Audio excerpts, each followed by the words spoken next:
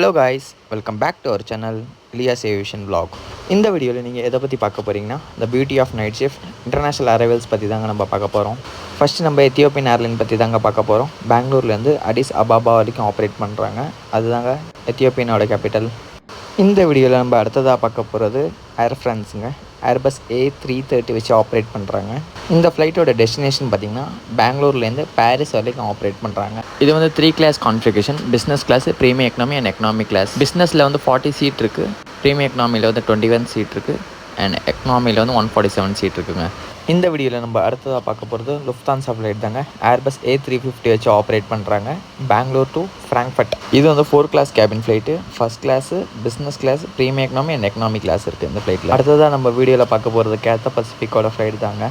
பெங்களூர்லேருந்து Hong Kong operate பண்ணுறாங்க. இதுவும் ஏர்பஸ் A350 தான். இந்த கேத்தா பசிபிக்கோட அரைவல்ஸ் வந்து போன வீடியோவில் போஸ்ட் பண்ணியிருப்போம், மறக்காமல் போய் செக் பண்ணிக்கோங்க. அடுத்ததாக இந்த வீடியோவில் பார்க்க போகிறது நம்ம KLM ஃப்ளைட் தாங்க. பர்சனலாக என்னோடய ஃபேவரட் ஃப்ளைட் ட்ரீம் லைனர் 787 10,000 சீரியஸுங்க. இருக்கிறதுலே பெரிய ஃப்ளைட்டு ட்ரீம் லைனரில் இது தாங்க. இன்னும் நிறையா ஃப்ளைட் எட்டுலனுங்க.